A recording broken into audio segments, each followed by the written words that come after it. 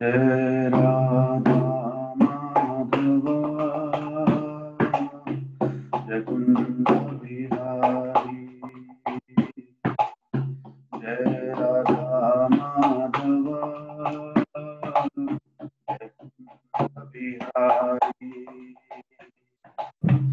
जय गोपी जन वल्लभा, जय गोपी जन वल्लभा, जय गिरिवरधारी, जय राधा माधव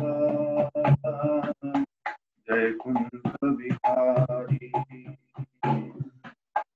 यशोदनंदन व्रज जननंदन, यशोदनंदन व्रज जननंदन, यशोदनंदन व्रज जननंदन, यशोदनंदन व्रज जननंदन, यमुना तीरावनचारी, यमुना तीरावनचारी, जय कुंज बिहारी, जय राधा माधव जय कुंज बिहारी, जय गोपी जन वल्लभा, जय गोपी जन वल्लभा, जय गिरिवरधारी, यशोदनंदन व्रज जननंदन, यशोदनंदन व्रज जननंदन, यशोदनंदन व्रज जननंदन, यशोदनंदन व्रज जननंदन, यमुना तीरावनचारी, यमुना तीरावनचारी, जय कुंज बिहारी, हरे कृष्णा कृष्णा कृष्णा हरे हरे, हरे राम राम हरे हरे, हरे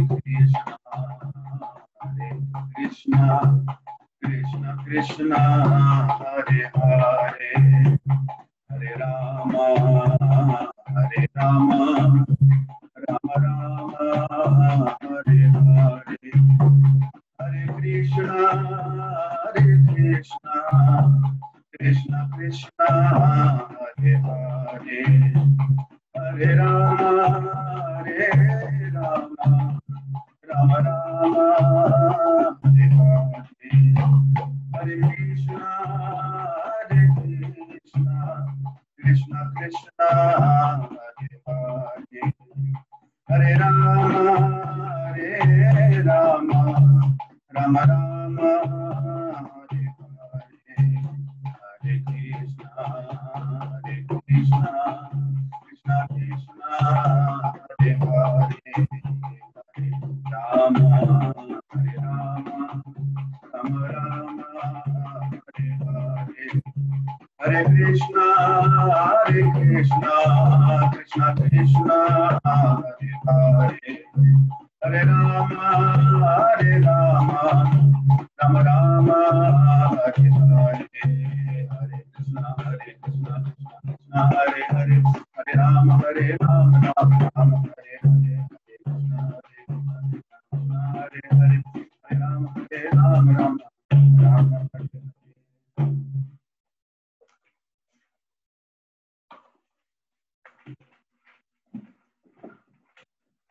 ग्रंथ राशि चैतन्य चरितामृत की जय, ग्रंथ राशि भगवत गीता की जय। तो हम भगवत गीता से पढ़ेंगे आज, और पिछले सेशन में हिज ग्रेस रसराज प्रभु ने इंट्रोडक्शन भूमिका बड़े अच्छे से दी थी। मैं प्रयास करूंगा कि उसके आगे चैप्टर 1 से चैप्टर 18 तक हम एक एक श्लोक लेते हुए पूरा आगे बढ़े। तो मैं अपना माइक्रोफोन ऑन करना चाहता हूं ताकि बैकग्राउंड नॉइस ना कुछ सुनाई दे।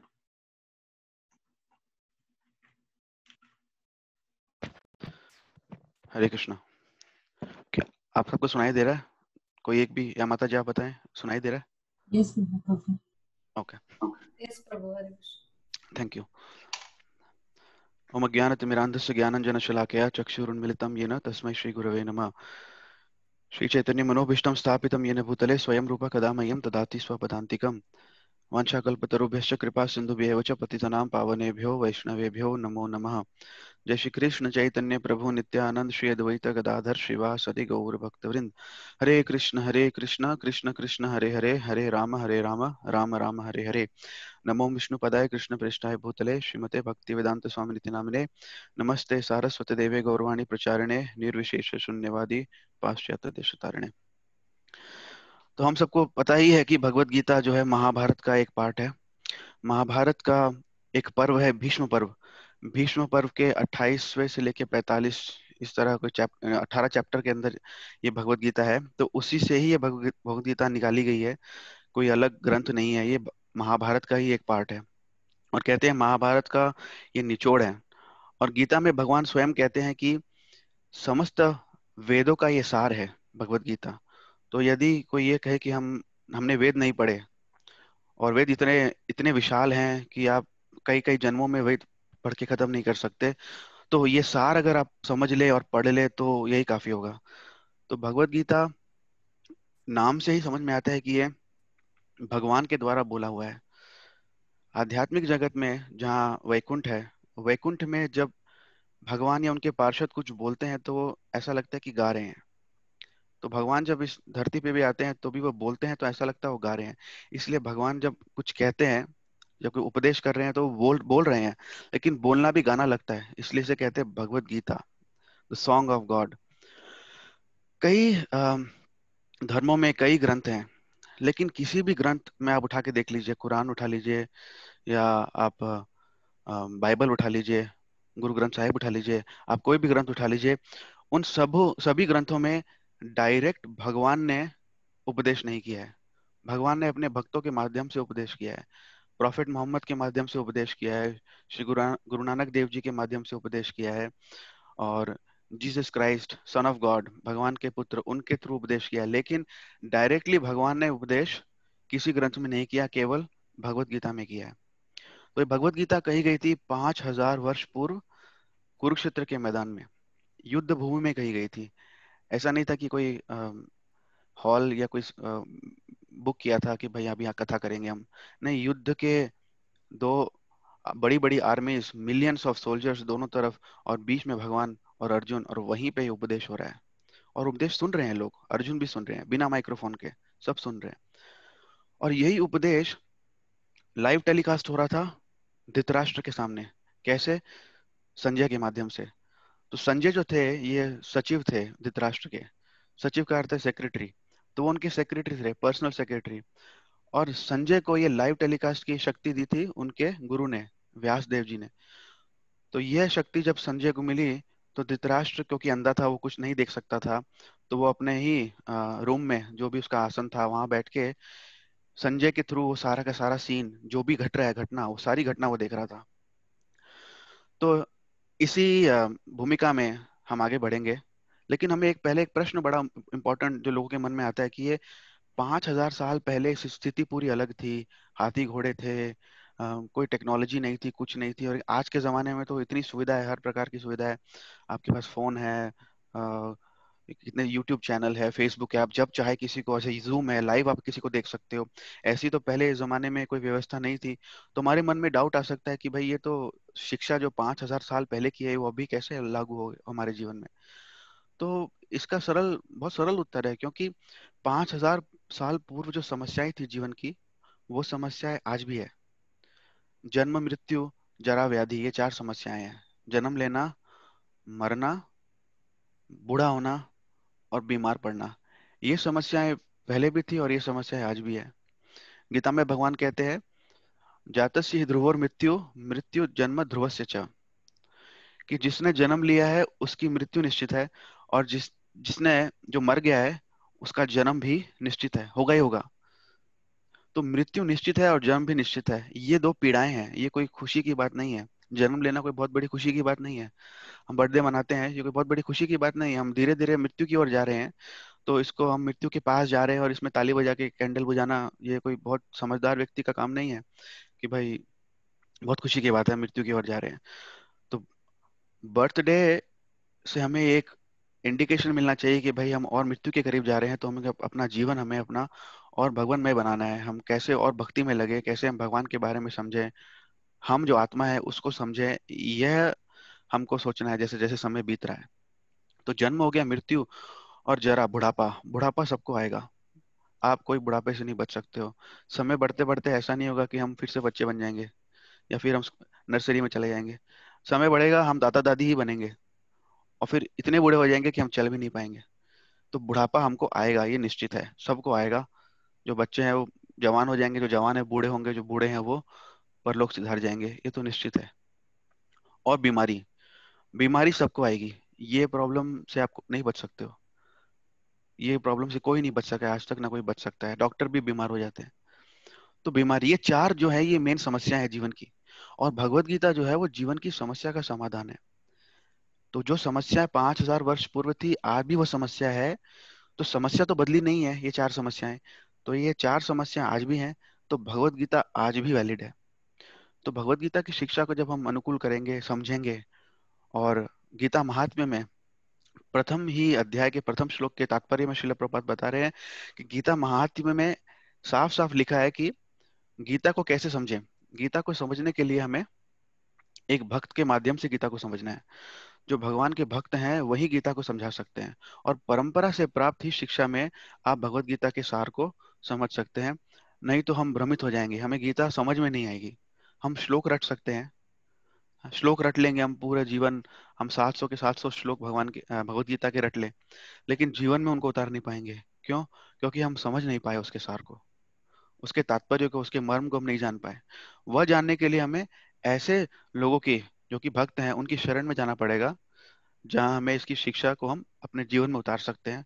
अन्यथा भगवत गीता अगर हम रट भी लें तो तोते की तरह है। तोते को आप 700 के 700 श्लोक याद करा दो, ठीक है, तो उसके बाद अगर आप उसे गला दबाने जाओ तो वो टेटे टेटे करेगा, वो भगवत गीता नहीं बोलेगा। ये यथा माम प्रपद्यते ताम सतैव भजामि, हम बजाओ बचाओ भगवान, वो टेटे टेटे करेगा। तो वो श्लोक याद करने से कुछ नहीं होगा। याद करने से ज्यादा इंपॉर्टेंट है हम उसके मतलब को समझें, उसके अर्थ को समझें। तो यही हमारा प्रयास रहेगा आज की कक्षा में, कि हम तात्पर्य को समझें भगवत गीता की और उसको जीवन में उतारें। तो भगवत गीता का माता जी ने पीडीएफ शेयर सबके साथ कर दिया है। और कई लोगों के पास, आपके पास बुक भी होगी, तो जिनके पास बुक नहीं है तो वो पीडीएफ खोल सकते हैं। भगवत गीता में 700 श्लोक है। प्रयास हमारा रहेगा कि हम एक एक श्लोक को पकड़ के चले, हम किसी भी श्लोक को ओमिट ना करें। हम सब कुछ, हम एक एक श्लोक लेके चलेंगे, हम कुछ भी नहीं छोड़ेंगे। हम पूरी भगवत गीता कवर करेंगे। तो मेरे पास यहाँ पीडीएफ खुली हुई है और मेरे पास ये इंग्लिश की भी बुक है मेरे पास सामने। तो मैं दोनों में ही देख के कहने का प्रयास करूंगा। और आप, यदि किसी के पास नहीं है तो आप प्लीज बता सकते हैं माता जी, आप उनको भेज सकते हैं, क्योंकि इसमें आवश्यक है कि हम देख भी पाए कि क्या लिखा हुआ है। क्योंकि हम प्रयास हमारा यही है कि हम आचार्यों के आधार पे ही भगवत गीता को समझने का प्रयास करें। कुछ नया ना मेरे पास है, ना किसी और के पास है। जैसा प्रभुपाद ने बताया है हमें परंपरा के माध्यम से, हम वही कहने का प्रयास करेंगे। और आगे बढ़ते हैं हम प्रथम अध्याय के प्रथम श्लोक में। प्रभु जी आप शेयर कर सकते हैं। ठीक है माता जी। तो प्रथम श्लोक है गीता का। धृतराष्ट्र उवाच धर्मक्षेत्रे कुरुक्षेत्रे समवेतायुयुत्सवः मामकः पांडवश्चैव किम अकुर्वत संजय। तो प्रथम श्लोक में अभी सीन ऐसा है कि धृतराष्ट्र जो है वो बैठा हुआ है अपने सचिव संजय के साथ, और वहां महाभारत का युद्ध शुरू होने वाला है। तो अब धृतराष्ट्र का प्रश्न है कि इस धर्म क्षेत्र में, धर्म भूमि में जिसका नाम कुरुक्षेत्र है, ऐसे क्षेत्र में जहां मेरे पुत्र और पांडवों के पुत्र एक साथ एकत्रित हुए हैं, उन लोगों ने क्या किया। बेसिकली वो पूछ रहा है कि अभी क्या हो रहा है, क्या चल रहा है वहां पे। सब दोनों तरफ से आर्मी आ गई है, रेडी है, मेरे बेटे भी रेडी हैं और मेरे भाई पांडु के भी बेटे रेडी है, पांडव भी रेडी है। तो अभी क्या होने वाला है वहां पे। और इस चैप्टर का शीर्षक भी आप देखोगे तो है कुरुक्षेत्र के युद्ध स्थल में सैन्य निरीक्षण। तो इस अध्याय में शुरू ऐसे हो रहा है, मैं आपको एक बहुत ही छोटा सा समरी देता हूँ। शुरू ऐसे हो रहा है कि धृतराष्ट्र प्रश्न पूछ रहा है संजय से कि भाई मेरे दोनों भाई, मेरे भाई के पुत्र और मेरे बेटे वो क्या कर रहे हैं। ये प्रश्न शुरू होता है। संजय उत्तर देते हैं कि दुर्योधन अभी गया है अपने अम, गुरु से बात करने, द्रोणाचार्य से बात करने। फिर वह बता रहा है कि सामने वाले सेना में कौन कौन है, हमारी सेना में कौन कौन है, हमारी सेना भी कोई कम नहीं है। इस प्रकार की बात चलती है। भीष्मदेव को वो थोड़ा उत्साहित करता है, और भी उनके जो साथी हैं, जो उनके राजा लोग हैं, जो दुर्योधन के साथ युद्ध में जुड़े हैं, उनको उत्साहित करता है। भीष्मदेव अपना शंख बजाते हैं। तत्पश्चात फिर भगवान कृष्ण, अर्जुन, युधिष्ठिर, और भी उनके जो भाई हैं, और भी अनेक जो राजा हैं जो पांडवों के साथ हैं, वो सब अपना अपना शंख बजाते हैं।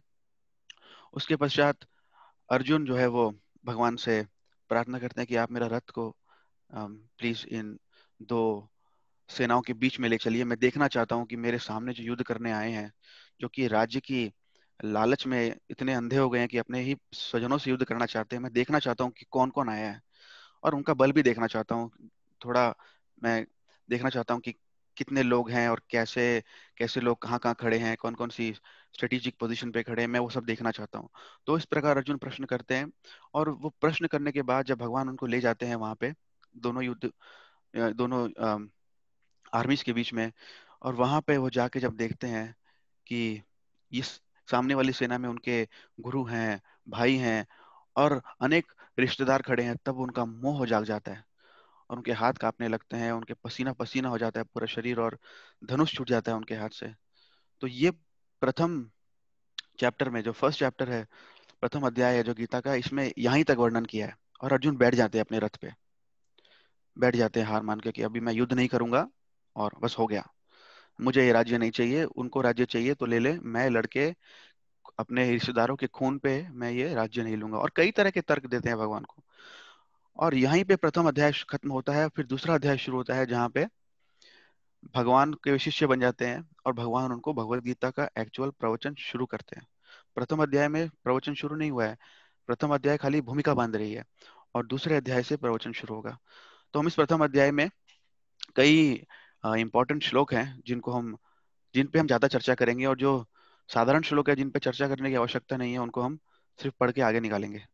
ठीक है, तो हम शुरू करते हैं प्रथम श्लोक से, जो हमने पढ़ा कि धृतराष्ट्र ने कहा, हे संजय, धर्म भूमि कुरुक्षेत्र में युद्ध की इच्छा से एकत्र हुए मेरे तथा पांडु पुत्रों ने क्या किया। हमारा प्रयास रहेगा कि हम लगभग 20-22 श्लोक इस सेशन में ले लें। तो श्लोकों को पढ़ने के पश्चात जब आप घर पे रहेंगे, क्लास खत्म हो जाएगी, एक हफ्ता आपके पास है, तो आप क्या कीजिएगा कि ये जो भी 22-23 श्लोक है, इनको तात्पर्य समेत आप अच्छे से घर पे पढ़िएगा। इससे क्या होगा कि आपको सारी के सारी जो आपके डाउट्स है वो क्लियर हो जाएंगे, और प्लस आपने वो गीता के चैप्टर्स भी फुल एंड फ्लेजेड पढ़ लिए, तो वो बहुत इंपॉर्टेंट है। हमें शास्त्र पढ़ना बहुत जरूरी है, हमें संस्कृत भी पढ़नी चाहिए, नहीं भी पढ़ा जा रहा है तो भी टूटे फूटे भाषा में पढ़ना चाहिए, क्योंकि ये भगवान की ही वाणी है। इससे हम पवित्र होंगे, और बहुत आवश्यक है कि हम पढ़ें। तो इस तात्पर्य में बड़ा एक इम्पोर्टेंट बात यह है कि धृतराष्ट्र के मन में बहुत भय हो गया था। क्यों भय हो गया था? एक तो उसको पता था कि ये धर्म क्षेत्र है, उसको ये पता था कि पांडव जो है वो धर्म के ही साइड में है, पांडव के पक्ष में भगवान है, और भगवान जो है वहाँ धर्म है। और युधिष्ठिर जो है वह उस सेना का नेतृत्व करने वाला था, उस सेना का राजा था, नेता था। और युधिष्ठिर कौन है? स्वयं धर्मराज का पुत्र है। तो धर्म के क्षेत्र में धर्म की ही विजय होगी। तो ये बात सोच के धृतराष्ट्र डरा हुआ था। तो वो अपना डर भले ही छुपाने की कोशिश कर रहा था, लेकिन डर उसका सामने निकल के तो आ गया। और संजय भी समझ गया कि भाई मेरा राजा तो डरा हुआ है। तो ये प्रश्न उसने किया। और ये बात भी आप देखेंगे इसमें, आप जैसे पढ़ते हैं, देखिए श्लोकों में बड़ी बड़ी बातें छुपी हैं, और ये आचार्य ही समझा सकते हैं। इसलिए आप अगर श्लोक के तात्पर्य को नहीं पढ़ें और खाली अनुवाद पढ़ लें, ट्रांसलेशन पढ़ लें, तो आपको मेन जो गूढ़ रहस्य समझ में नहीं आएगा। देखिए जैसे इसमें कहते हैं, मामा कहा पांडवश्चैव, कि मेरे और पांडु के जो बेटे हैं उनके बीच में क्या हुआ, क्या उन्होंने किया एकत्रित होकर युद्ध के मैदान में। तो जब वो कहते हैं कि मेरा पुत्र, मेरे पुत्र और पांडु के पुत्र, तो वहीं पे उसकी भेद बुद्धि सामने आती है। डिफरेंस उसने वहीं पे कर दिया कि मेरे बेटे, यानी कि वो अपने बेटों को अपने भाई के बेटों से पहले ही अलग मानता है। वो उनको अपने अपने लड़के, अपने बच्चे मानता ही नहीं है। वो केवल अपने 100 पुत्रों को ही अपने पुत्र मानता है, बाकी पांडवों को अलग ही मान रहा है। और अगर आप महाभारत पढ़ेंगे, या वैसे भी आपने देखी भी होगी महाभारत, तो आप देखोगे कि कौरव कहते हैं दुर्योधन और उनके भाइयों को, और पांडु और उनके भाइयों को हम कहते हैं पांडव, जबकि दोनों ही कौरव हैं, क्योंकि ये सारे कुरु वंश में हैं। और कुरु वंश में होने के कारण पांडु महाराज के पुत्र भी कौरव हैं और धृतराष्ट्र के पुत्र भी कौरव हैं, दोनों ही कौरव हैं। लेकिन धृतराष्ट्र जो है अपने ही पुत्र को कौरव मानता था और पांडु के पुत्र को पांडव। तो उसकी भेद बुद्धि थी। पहले ही वो नहीं चाहता था कि इन दोनों में कोई संधि हो। वह युद्ध के फेवर में था शुरू से ही। द्रौपदी का जब वस्त्रहरण हुआ उस समय उसने कुछ नहीं कहा। जब पांडवों को राज्य दे के भगा, बिना राज्य दिए भगा दिया गया, वो द्यूत द्यूत क्रीड़ा में जहाँ पे जुआ खेला गया था और पांडवों को निकाल दिया गया, अज्ञातवास दिया गया, उसमें भी उसने कुछ नहीं कहा। जब पांडवों को अम, लाक्षागृह में जलाने का प्रयास किया गया तो भी वो धृतराष्ट्र चुप रहे। तो उनकी सहमति हर समय थी। तो प्रभुपाद तात्पर्य में समझाएंगे कि धृतराष्ट्र जो है वो केवल आंखों से अंधा नहीं था, वो आध्यात्मिक दृष्टि से भी अंधा था। उसको केवल संसार की वस्तु ही नहीं दिखाई देती थी, लेकिन भगवान की भी कोई बातें या कोई धर्म की बातें भी उसको समझ में नहीं आती थी, क्योंकि वो अपने पुत्र के मोह में अंधा था। दुर्योधन की ही बात उसको समझ में आती थी। तो ऐसा उसने पहला प्रश्न किया। अभी हम दूसरे श्लोक में जाएंगे तो अभी प्रश्न संजय से किया है तो उत्तर भी संजय ही देंगे। तो संजय उत्तर दे रहे हैं कि दृष्ट्वा तो पांडवानीकम व्यूढ़म दुर्योधनस्तथा आचार्यम उपसंगम्य राजा वचनम अब्रवीत। संजय ने कहा, हे राजन, पांडुपुत्रों द्वारा सेना की व्यूह रचना देखकर राजा दुर्योधन अपने गुरु के पास गया और उसने ये शब्द कहे। अब क्या है कि दुर्योधन कहाँ गया? द्रोणाचार्य के पास। गुरु कौन है? द्रोणाचार्य। उन्होंने ही उनको मार्शल आर्ट्स, ये लड़ाई के जो भी शस्त्र आदि का प्रयोग करना है वह सिखाया। शस्त्र विद्या में उनको निपुण बनाया किसने? द्रोणाचार्य ने। तो वो द्रोणाचार्य के पास गया। तो यहाँ पे हम देखेंगे कि दुर्योधन के लिए राजा शब्द का प्रयोग किया है। राजा वचनम अब्रवीत। तो संजय को समझ में आ गया कि भाई ये जो धृतराष्ट्र है ये डर गया है, कि उसको लग रहा है कि भाई मेरी पार्टी हारेगी, क्योंकि सामने तो कृष्ण है, अर्जुन है, बड़े बड़े योद्धा हैं, और मेरी पार्टी हारने का चांस है, क्योंकि ये धर्म क्षेत्र में ही लड़ाई हो रही है। तो धर्म की विजय तो लग रहा है हो जाएगी। डर के कारण, इस कारण को समझ गया है संजय। तो अपने राजा को थोड़ा उत्साह देने के लिए वो कह रहा है राजा कि भाई आपका बेटा राजा ही है, आप चिंता मत करिए, वो भी राजा है। तो इस प्रकार से दुर्योधन जो है वो जाता है द्रोणाचार्य के पास। अगले श्लोक में, मैं संस्कृत इसलिए पढ़ रहा हूँ कि संस्कृत का श्लोक पढ़ने से चित्त की शुद्धि होती है, और ये शास्त्र के वचन है तो डायरेक्ट पढ़ना चाहिए। इसके वाइब्रेशंस हमें आध्यात्मिक उन्नति करने में सहायक होते हैं, तो हम इसको अवश्य पढ़ेंगे। अगर आपको दिक्कत हो रही है पढ़ने में, समझने में, फिर भी पढ़ना चाहिए। जैसे आप, कोई दवाई आपको पसंद नहीं है, अगर आप खाओगे तो इफेक्ट तो करेगा ही करेगा। तो दवाई की तरह ही सही, अगर किसी को अच्छा लगता है तो बहुत अच्छी बात है, किसी को नहीं अच्छा लगता है फिर भी दवाई के रूप में आप उसको समझ के आप संस्कृत पढ़िए। टूटा फूटा ही पढ़िए, लेकिन पढ़िए। पश्यताम पांडुपुत्राणाम आचार्य महतीम चमुम व्यूढ़ाम द्रुपद पुत्रेण तव शिष्येण धीमता। फिर अर्जुन कहते हैं द्रोणाचार्य से, हे आचार्य, पांडुपुत्रों की विशाल सेना को देखें, जिसे आपके बुद्धिमान शिष्य द्रुपद के पुत्र ने इतने कौशल से व्यवस्थित किया है। अब यहाँ वो थोड़ी पॉलिटिक्स खेलना शुरू कर रहा है दुर्योधन। दुर्योधन अभी क्या कर रहा है? द्रोणाचार्य को उनकी गलतियां बता रहा है कि आपने क्या क्या गलतियां की है। सबसे बड़ी गलती द्रोणाचार्य आपने ये की है, हे गुरुदेव, आपने एक गलती की है कि सामने वाली जो सेना है, पांडव की सेना, उस सेना का जो जो निरीक्षण कर रहा है, जो मेन क्या बोलते हैं उसको, commander in chief, commander in chief Hindi में जो भी है, सैन्य का जो, सेना का जो लीडर है, जो कमांडर इन चीफ है, वो कौन है? धृष्टद्युम्न। धृष्टद्युम्न कौन है? द्रौपदी का भाई और द्रुपद का पुत्र।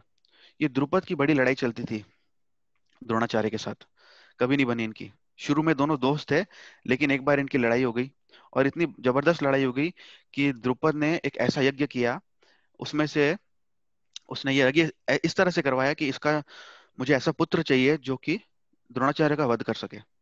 इतनी जबरदस्त लड़ाई हो गई उनकी, जबकि दोनों बहुत ही घनिष्ठ मित्र थे।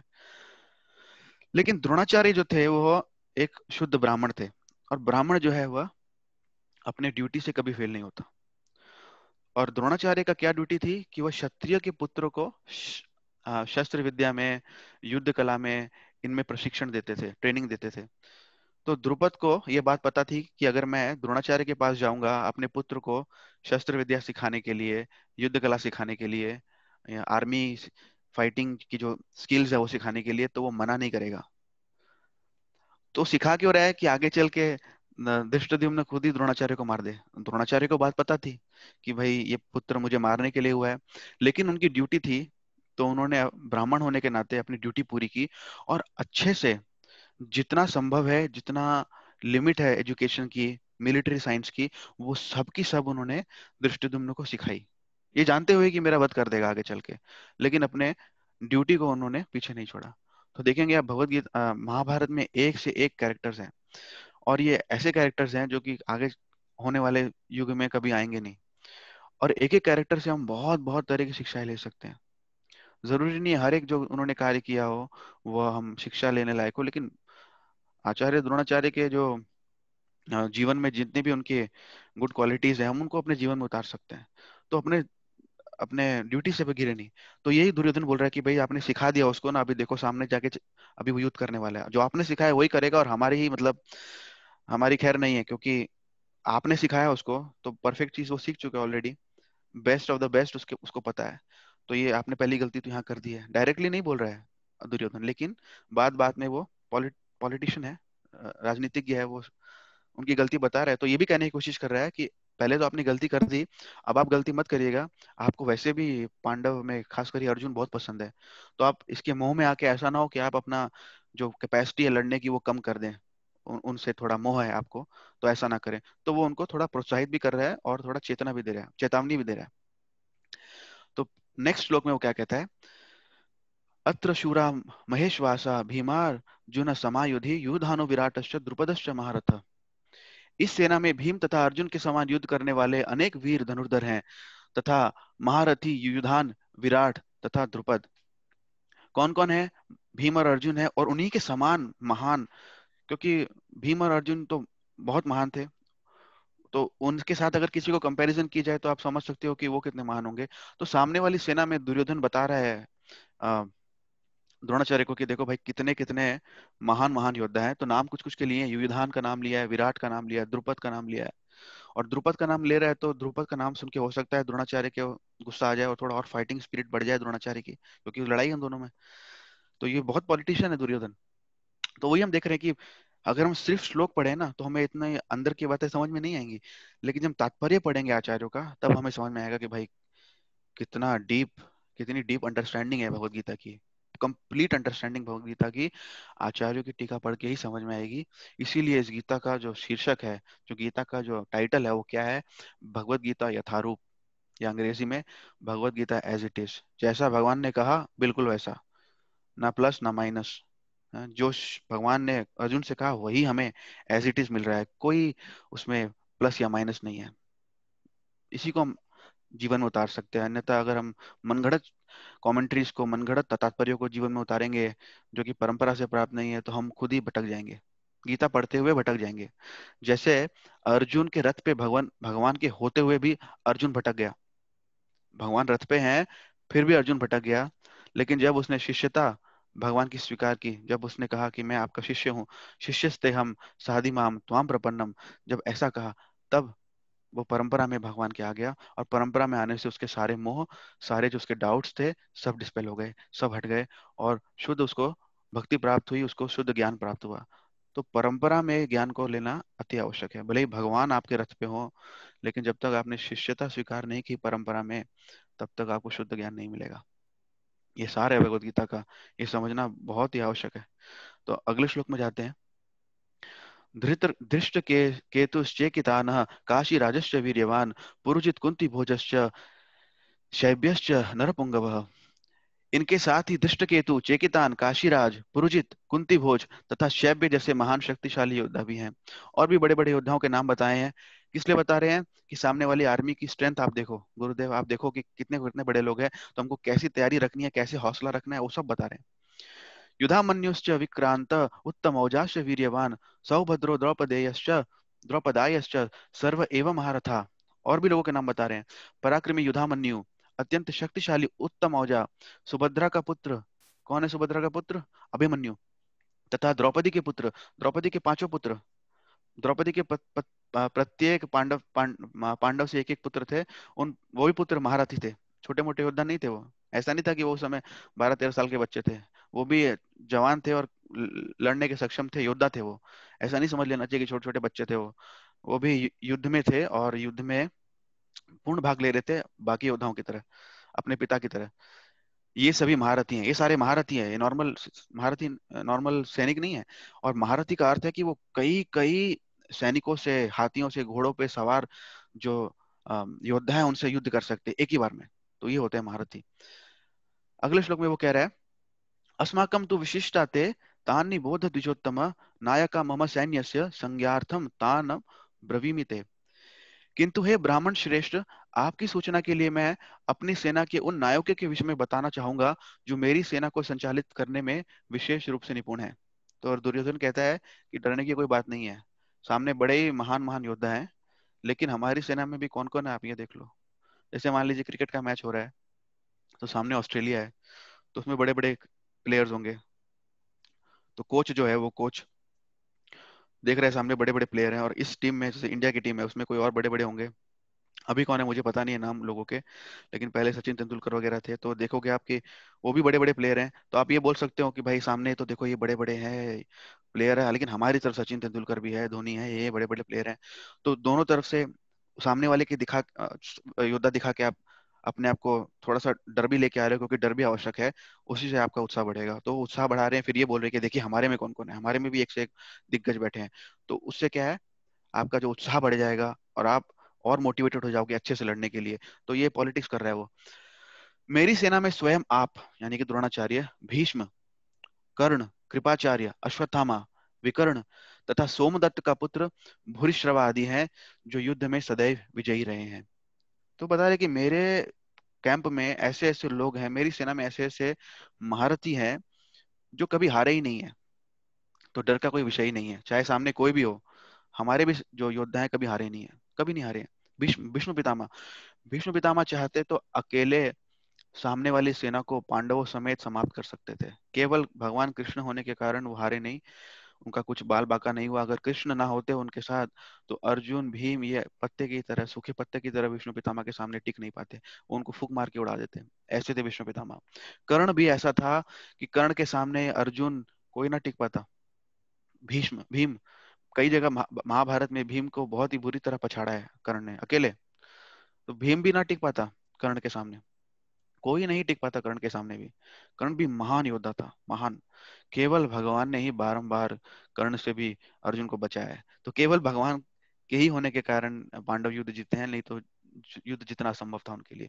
भीष्म पितामह जैसे, इनको कहते हैं तिमिंगिल। तिमिंगिल होता है ऐसा बड़ा मछली जो वेल को निगल लेता है। वेल तो काफी बड़ा होता है, लेकिन तिमिंगल ऐसे वैदिक समय में ऐसी मछलियां होती थी जो वेल को भी निगल लेती थी। तो तिमिंगिल जैसे थे ये भीष्म पितामह।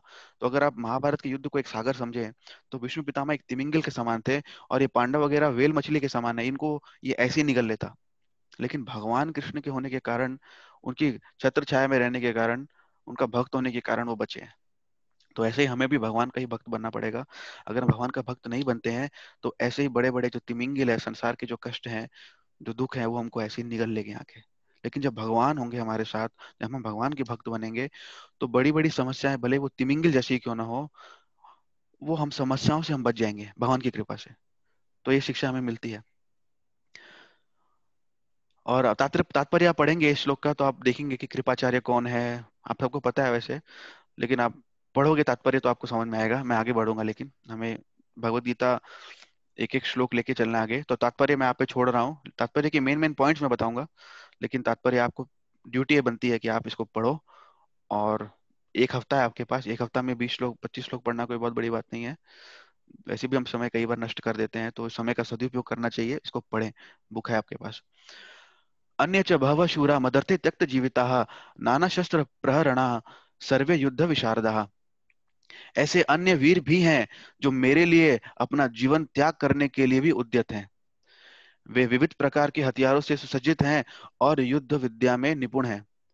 तो दुर्योधन ये कह रहा है कि सामने मेरी सेना में ऐसे ऐसे योद्धा हैं जिनके नाम भी लिए, वो सब अपना जीवन देने के लिए रेडी हैं, अपना जीवन देने के लिए रेडी हैं। तो तात्पर्य में प्रभुपाद कहते हैं, इस बात से ऐसा लगता है कि वो उनका जीवन ही जाएगा। जीवन देने के लिए रेडी है, मतलब कि जीवन जाएगा ही जाएगा, यानी कि हारेंगे। तो सरस्वती जी ये अर्थ निकालती है कि मरना ही है उनको। दुर्योधन समझ रहा है कि वो उनके लिए प्राण छोड़ेंगे, उनके लिए लड़ते लड़ते मर जाएंगे, वीरगति को प्राप्त होंगे तो वो जीत जाएगा। नहीं, वो मरेंगे भी और वो हारेगा भी, दोनों काम हो जाएंगे एक साथ। अगले श्लोक में वो कह रहा है, अपर्याप्तम तदस्माकं बलम भीष्माभिरक्षितम पर्याप्तम त्विद एमेतेषां बलम भीमाभिरक्षितम। हमारी शक्ति अपरिमेय है और हम सब पितामह द्वारा भली भांति संरक्षित है, जबकि पांडवों की शक्ति भीम द्वारा भली भांति संरक्षित होकर भी सीमित है। तो अभी दुर्योधन बोल रहा है कि द्रोणाचार्य को कि हमारा जो कमांडर इन चीफ है वो कौन है? भीष्मदेव। और भीष्मदेव ने कितनी ही, उनकी आयु भी बहुत बहुत बड़ी थी, और कितने उन्होंने युद्ध देखे हैं, कितने युद्ध देखे हैं, बड़े बड़े युद्ध, और उनमें उन्होंने संचालन किया है सेना का। तो सुपर एक्सपीरियंस्ड है वो। जैसे रेज्यूमे बनाते हैं ना, उसमें लिखते हैं 25 years of experience managing this this this this this.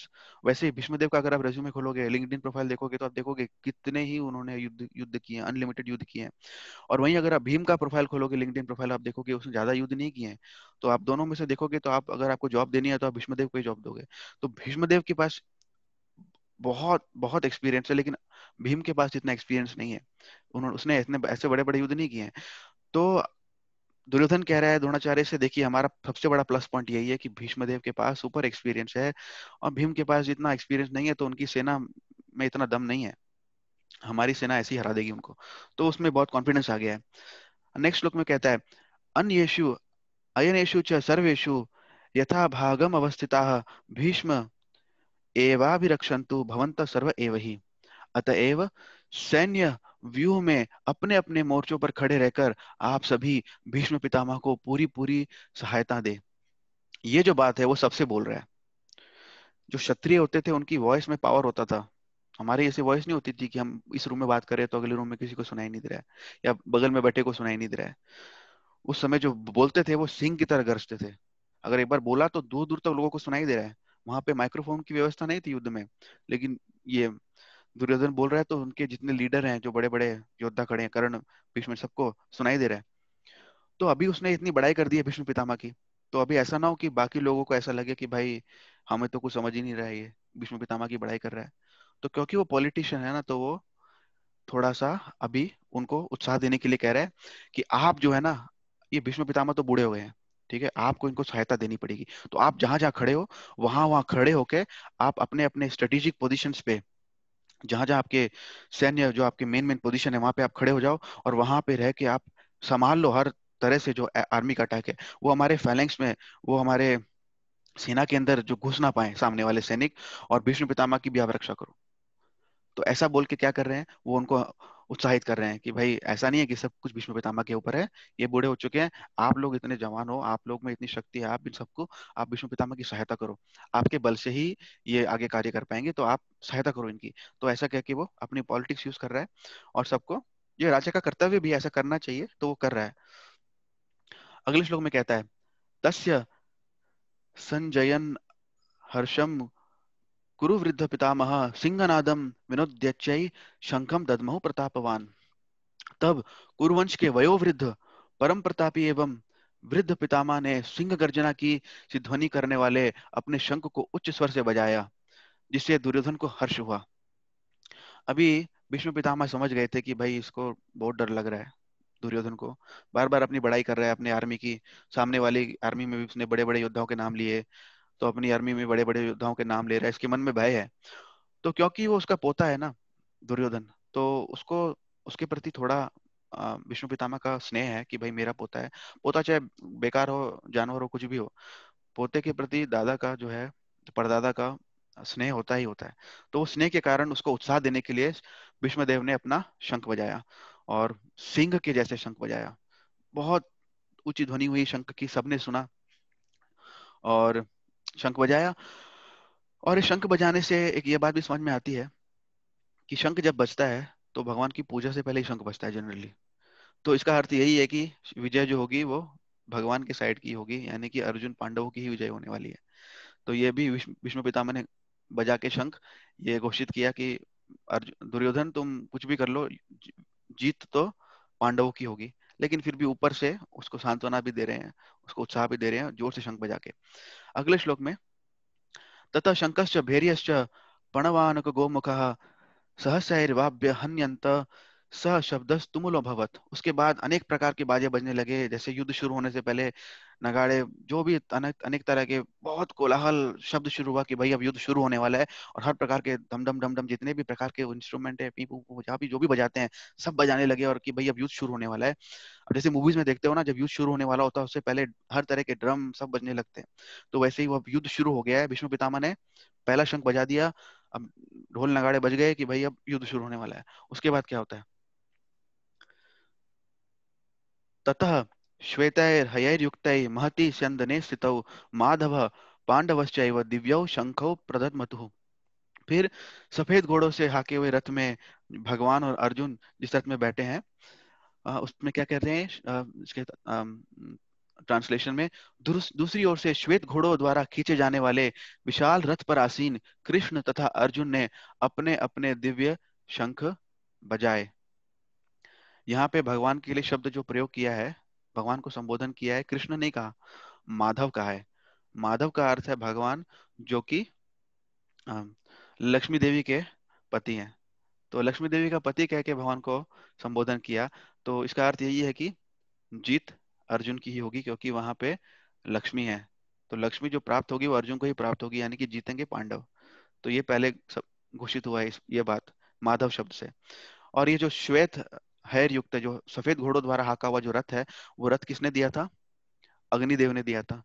तो अग्निदेव का जो दिया हुआ रथ है वो इस दुनिया में कोई हरा नहीं सकता उस रथ को। ये देवों द्वारा दिया हुआ रथ है, तो इसको कोई हरा नहीं सकता। तो इस बात से भी प्रमाणित हो रहा है कि ये अभी जीतेगा कौन। शुरू से ही बता रहे हैं गीता में व्यास देव जी कि जीतेगा कौन, अर्जुन, पांडव जीतेंगे। तो वही आप देख रहे हैं बार बार, श्लोक पढ़ के ये बातें समझ में नहीं आएंगी, ट्रांसलेशन पढ़ के समझ में नहीं आएंगी, तात्पर्य पढ़ने से समझ में आएंगी कि क्या आशय है आचार्यों का। व्यासदेव ने श्लोक की रचना कर दी है। ये श्लोक जो है ना वो कोड लैंग्वेज है, इसको डिसाइफर भी करना पड़ेगा, वो आचार्यों की टीका से ही होगा। तो फिर उन्होंने अपने अपने शंख भी बजाए, कृष्ण ने अर्जुन ने भी अपने शंख बजाए। कौन कौन से शंख बजाए? पांचजन्यम ऋषिकेशो देवदत्तम धनंजय पौंड्रम ददमौ महाशंखम भीम कर्मा वृकोदरा। भगवान कृष्ण ने अपना शंख बजाया पांचजन्य, अर्जुन ने अपना शंख बजाया देवदत्त, और बहुत ज्यादा खाने वाले और बहुत बड़े बड़े काम करने वाले भीम ने भी अपना शंख बजाया, जिस शंख का नाम था पौंड्र। और यहाँ पे एक और ध्यान देने वाली बात है कि भगवान को यहाँ पे अभी कहा गया है ऋषिकेश, और ऋषिकेश का अर्थ है कि सभी इंद्रियों के भगवान है स्वामी। तो सभी इंद्रियों के स्वामी है, और जितने भी सामने लोग उपस्थित हैं, अर्जुन भी, उन सबकी इंद्रियों की जो कंट्रोलर है वो भगवान है। तो भगवान इंद्रियों इंद्रियों के कंट्रोलर है, तो पूरा युद्ध भगवान के ही कंट्रोल में है। तो जीतेगा कौन? अर्जुन। हर एक श्लोक में यही साबित हो रहा है कि अर्जुन ही जीतने वाले हैं, पांडव ही जीतने वाले हैं। और अर्जुन को धनंजय भी कहा है। क्यों धनंजय कहा है? क्योंकि जब राजसूय यज्ञ किया गया था, तो राजसूय यज्ञ में जितने भी बहुत धन की आवश्यकता होती है, इतना धन पांडवों के पास नहीं था। तो वो धन लेने के लिए अनेक अनेक राजाओं के पास जाके, जितने भी पूरे दुनिया में, पूरे विश्व में, केवल इंडिया में नहीं, पूरे विश्व में अर्जुन, नकुल, सहदेव ये सारे भाई गए। और खासकर अर्जुन ने बहुत बहुत धन जीत के लेके आए थे वो। तो इतना धन लेके आए, उससे फिर ये राजसूय यज्ञ संपन्न हुआ। इसीलिए धन लाने के कारण उनको धनंजय भी नाम दिया गया है। तो धनंजय से भी ये बात साबित हो रही है कि ये जो धन है युद्ध में, जो जो जीतने वाला है, और जीतने के बाद जो धन मिलेगा वो अर्जुन को ही मिलेगा। तो धनंजय भी बोल दिया। तो इससे भी साबित हो गया कि युद्ध कौन जीतेगा? पांडव। अगले श्लोक में जाते हैं।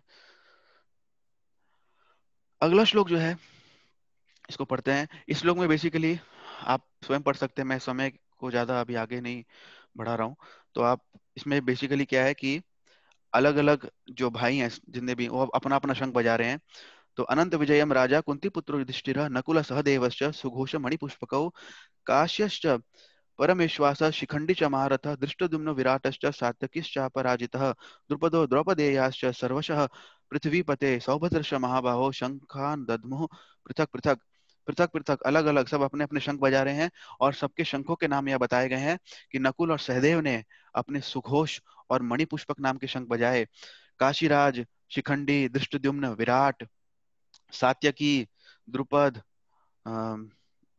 सुभद्रा के बेटे सुभद्रा के बेटे कौन है? अभिमन्यु और अन्य जो भी महान महाबाहु महारथी हैं, उन्होंने अपने अपने शंख बजाए। सघोषो धार्तराष्ट्राणाम हृदयानि वृदारयत नभश्च पृथ्वीं चैव तुमुलो अभ्युनादयन। अब ये जो शंख बजे, एक साथ बजे शंख, और ऐसे ऐसे शंख बजे, अपने अपने अपने अलग अलग शंख बजाए, और इतनी जबरदस्त ध्वनि हुई कि आकाश और धरती से वाइब्रेट होने लगा। आकाश में गया स्वर, और फिर आकाश से टकरा के फिर धरती पे आया, धरती से टकरा के आकाश पे गया। तो ऐसे ही एको हो रहा है, वाइब्रेट हो रहा है, और ये इतना जबरदस्त इसकी साउंड थी कि जो सामने वाली पार्टी थी, दुर्योधन की पार्टी, उनके योद्धाओं के जो हार्ट है वो ऑलमोस्ट फेल होने वाले थे। उनको हार्ट अटैक आने वाला था सबको, सबके हार्ट शैटर हो गए, सबके हृदय हिल गए, सबके, कैसे कहते हैं ना साधारण भाषा में, धज्जियां उड़ गई, सबके हृदय की धज्जियां उड़ गई उनकी। तो इस बात से यह भी साबित हो रहा है कि जीतेगा कौन? पांडव। उसके पश्चात अगले श्लोक में आता है, अथ व्यवस्थितान् दृष्ट्वा धार्तराष्ट्रान् कपिध्वजः प्रवृत्ते शस्त्र संपाते धनुरुद्यम्य पांडवः ऋषिकेशम तदा वाक्यम इदम आह महीपते। अनुवाद ऐसा है, उस समय हनुमान से अंकित ध्वजा लगे रथ पर आसीन पांडुपुत्र अर्जुन अपना धनुष उठाकर तीर चलाने के लिए उद्यत हुआ। हे राजन, धृतराष्ट्र के पुत्रों को व्यूह में खड़ा देखकर अर्जुन ने कृष्ण से ये वचन कहे। अभी जो रथ था वह अग्निदेव ने दिया था, सफेद घोड़ों से हाका हुआ रथ था, अग्निदेव ने दिया था। और रथ पे जो झंडा लगा हुआ था, सबके रथ पे झंडा रहता है, तो अर्जुन के रथ पे तो झंडा है, उसमें हनुमान जी की पिक्चर है। तो हनुमान जी है रथ के ऊपर, और राम जी भी रथ पे हैं। कृष्ण राम है, राम कृष्ण है, एक ही है दोनों। तो राम भी रथ पे हैं, हनुमान भी रथ पे हैं, दोनों रथ पे हैं। और सामने रावण जैसी सेना है, तो जीत किसकी होगी? राम की जीत होगी। जहां हनुमान है, जहां राम है, वहां जीत तो राम की ही सेना की होगी। तो जीत किसकी होगी? अर्जुन की होगी। इस श्लोक में भी बार बार ये बात आ रही है। और सामने अभी देख रहा है अर्जुन की सारी सेना खड़ी है, और सामने कौन खड़ा है? धृतराष्ट्र के पुत्र खड़े हैं। तो अर्जुन अभी भगवान से कुछ कहेंगे। क्या कहेंगे? अगले श्लोक में, सेनयोरुभयोर मध्ये रथम स्थाप्य मेच्युता यावद एतान निरीक्षेहम योद्ध कामान अवस्थितान कैर्मया सह योद्धव्यम अस्मिन रणमुद्यमे। अर्जुन ने कहा, हे अच्युत, कृपा करके मेरा रथ दोनों सेनाओं के बीच में ले चलें, जिससे मैं यहाँ युद्ध की अभिलाषा रखने वाले और शस्त्रों की इस महान परीक्षा में जिनसे मुझे संघर्ष करना है उन्हें देख सकूं। तो अर्जुन अभी भगवान को बोल रहे हैं कि मेरे सामने जो लोग खड़े हैं, मैं देखना चाहता हूँ कि कौन कौन खड़ा है। हमको ये नहीं समझना चाहिए अर्जुन इसलिए बोल रहे हैं कि वो डर गया कि भाई अभी थोड़ा ना मैं सेटलमेंट कर लेता हूँ, अभी भी टाइम है, सेटलमेंट कर लेते हैं। अर्जुन सेटलमेंट करने के लिए बीच में नहीं गए। अर्जुन किस कारण गए? पहले तो ये देखने के लिए गए कि भाई ये दुर्योधन की साइड किस किस राजा ने ली है, जरा मैं देखूं किस किस की मति इतनी मारी गई है जो कि अधर्म की साइड पे जाके लड़ रहा है। ऐसे कौन कौन से राजा है जो नालायक राजा है, मैं इनको देखना चाहता हूँ, ये कौन कौन है उस तरफ। पहला उसका ये था। और दूसरा ये भी था कि वो देखना चाहता था कि भाई सामने वाले आर्मी की स्ट्रेंथ क्या है। वो स्ट्रेंथ को भी गेज करना चाहता था कि भाई कितना है, मैं जरा देखूं कितने लोग खड़े हैं, क्या है। नारायणी सेना तो भगवान की ऑलरेडी अर्जुन दुर्योधन ने ले ली थी, तो वो देख रहा है, गेज कर रहा है कि कितना स्ट्रेंथ है, ये भी देख लूं। ये दोनों चीजें वो गेज करना चाहता था। वह संधि करने नहीं गया था बीच में, और वह इस कारण से भी नहीं गया था कि मैं देख लूंगा तो मुझे शोक हो जाएगा और फिर मैं युद्ध से भाग जाऊंगा। ये भी उसका उसका आशा नहीं थी, उसकी मंशा नहीं थी। तो वो खड़ा होकर अभी निरीक्षण कर रहा है। तो ये निरीक्षण करने के पश्चात अगले श्लोक जो है वो हमारा आखिरी श्लोक होगा आज का। योस्मानान अन्वेक्ष्यहम य एतेव समागताः धात राष्ट्रस्य दुर्बुद्धे प्रिय चिकीर्षव। तो कह रहा है कि मुझे उन लोगों को देखने दीजिए जो यहाँ पर धृतराष्ट्र के दुर्बुद्धि पुत्र दुर्योधन को प्रसन्न करने की इच्छा से लड़ने के लिए आए हुए हैं। वही प्रथम श्लोक की बात आगे बढ़ा रहा है, भगवान से कह रहा है कि सामने ये जो दुर्बुद्धि दुर्योधन है, इसको किस किस ने सपोर्ट दिया है, मैं इनको देखना चाहता हूँ। तो आप जो है ना, मेरा रथ को आप इस दोनों सेना के बीच में ले चलिए, मैं देखना चाहता हूँ। इतना बोल के हम अभी इस क्लास को इससे आगे नहीं लेके जाएंगे, इसी श्लोक पे खत्म करेंगे। अगले श्लोक में संजय इस कथा को आगे ले जाएंगे और बताएंगे कि कैसे अर्जुन का मोह शुरू होता है, कैसे अर्जुन भगवान से कहते हैं कि भाई मैं बहुत मोह में पड़ गया हूँ, अभी आप मैं आपका शिष्य हूँ। इस श्लोक में, इस चैप्टर में शिष्य नहीं बनेंगे, अगले चैप्टर की शुरुआत में शिष्य बनेंगे, 10वें 11वें किसी ऐसे किसी श्लोक में बनेंगे शिष्य। लेकिन अभी हम यहीं स्टॉप करेंगे, यहीं पे रुकेंगे। और कोई प्रश्न है तो आप प्लीज पूछिए। और मैं थोड़ा फास्ट बोलता हूँ, ये मेरी बचपन से मेरी टेंडेंसी ऐसी है। तो अगर आपको लग रहा है कि मैं बहुत ही फास्ट बोल रहा हूँ तो आप मुझे प्लीज बताइए, फीडबैक दीजिए, मैं नेक्स्ट टाइम से स्लो करूंगा। लेकिन मेरी जनरली बोलने की स्पीड फास्ट ही है। अम, तो काफी टॉपिक हमने कवर किए, प्रयास किया हमने कि एक एक श्लोक को लें और तात्पर्य को भी साथ साथ हम श्लोक के ही साथ बताएं। तो यदि आपका कोई प्रश्न है, कोई फीडबैक है, कुछ भी है, तो आप प्रियंका माता जी के थ्रू हाथ अपना रेस करके या जैसे भी प्रश्न पूछ सकते हैं। 10 मिनट है हमारे पास लगभग, तो मैं वाणी को यही विराम दूंगा। श्रील प्रभुपाद की जय, ग्रंथराज श्रीमद् भगवद गीता की जय। हरे कृष्ण। थैंक यू प्रभु जी, आपने बहुत ही सुंदर तरीके से क्लास ली। सो मैं सभी से ये रिक्वेस्ट करती हूँ, आप खुद से अपने आप को अनम्यूट करके अगर आपका कोई प्रश्न है तो आप पूछ सकते हैं।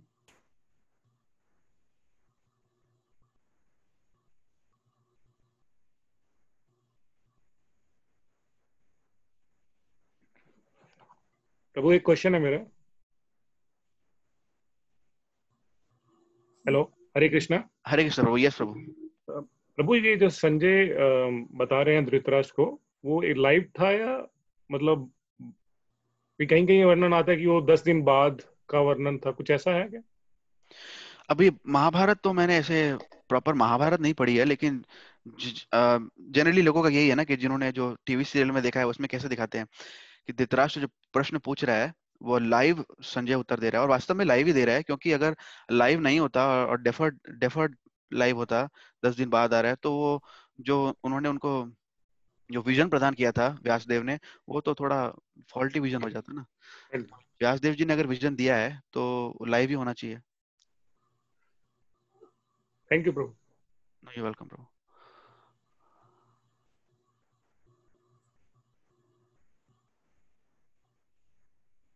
और किसी का कोई प्रश्न है तो प्लीज आप पूछ सकते हैं।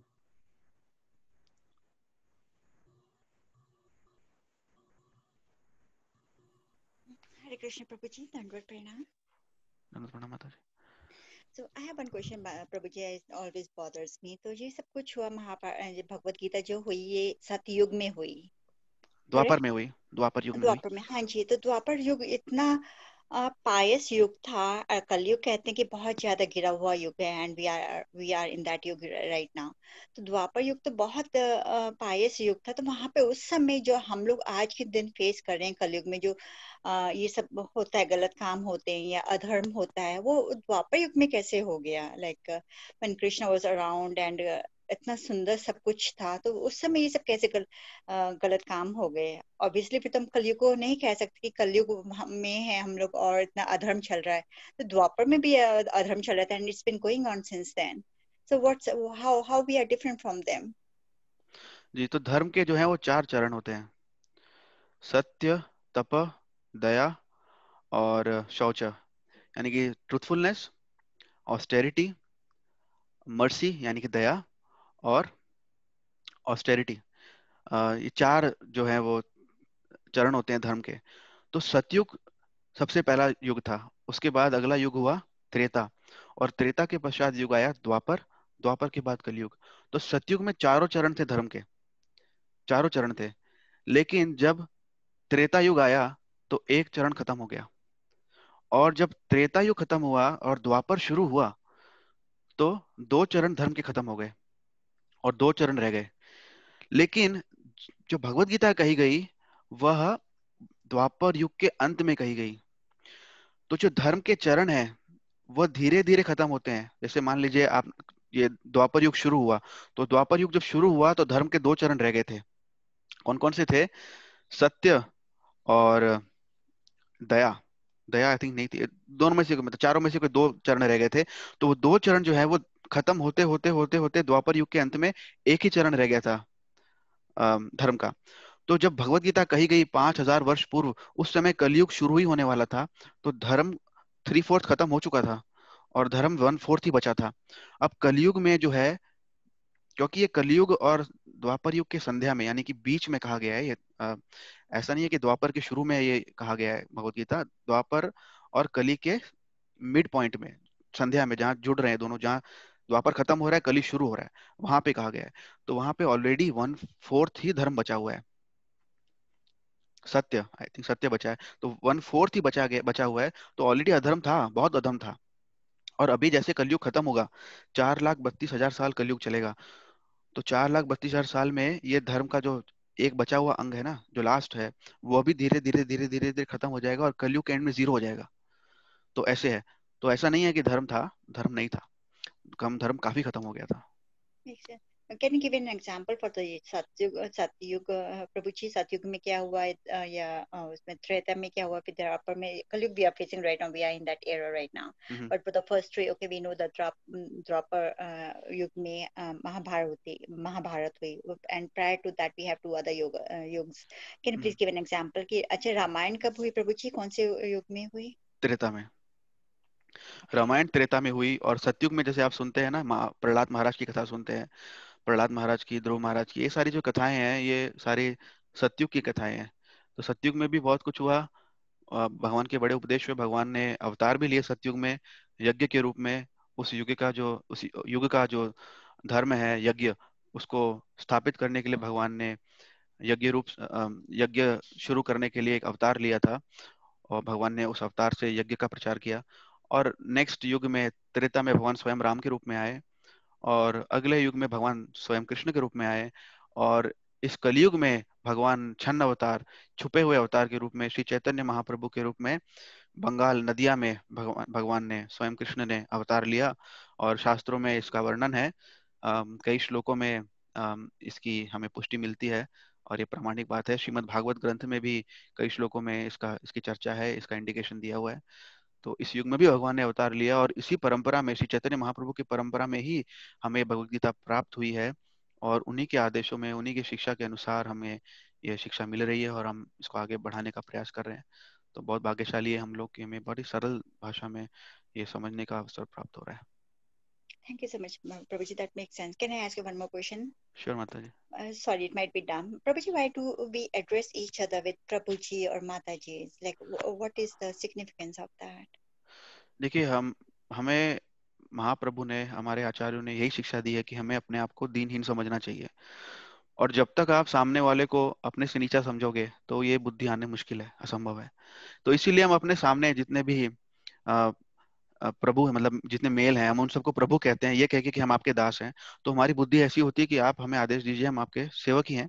तो ऐसा कहने से हमारी जो मति है वो दीन रहती है, हम हम्बल रहते हैं। तो ह्यूमिलिटी प्रैक्टिस करने के लिए ये बहुत आवश्यक है कि हम सबको अपना मास्टर ही समझें।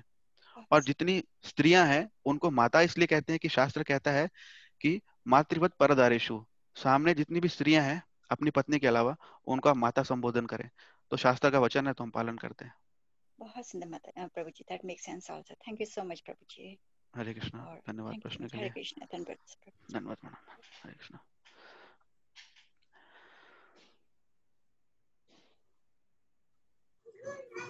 थैंक यू प्रभु जी। अगर और किसी का कोई प्रश्न है तो आप पूछ सकते हैं।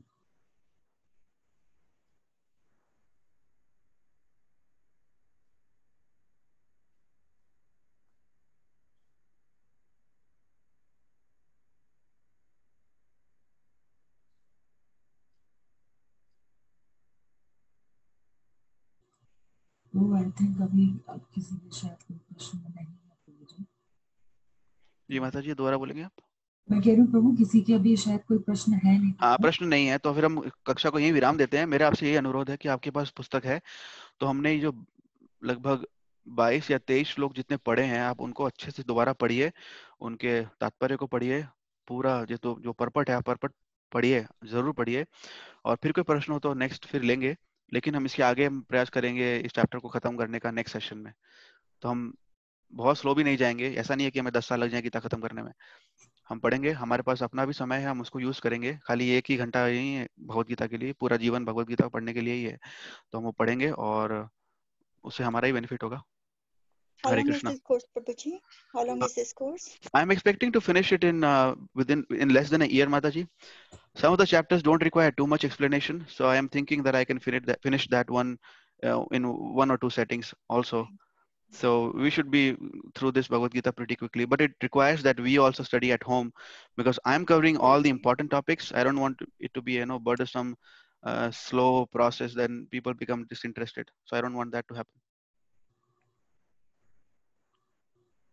All right. So सबका बहुत बहुत धन्यवाद माता जी, आपका स्पेशली जो आपने इतना अच्छा प्रयास किया है। तो सबको हरे कृष्णा, और हम अगली कक्षा में फिर मिलेंगे। हरे कृष्णा। श्रील थैंक यू प्रभुपाद प्रभु, की जय। हरे कृष्ण। Hare Krishna.